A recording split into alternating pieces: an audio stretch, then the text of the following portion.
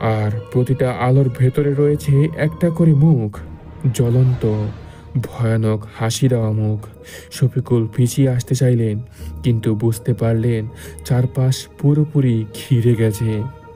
হঠাৎ পেছন থেকে সেই নারী এসে দাঁড়ালো।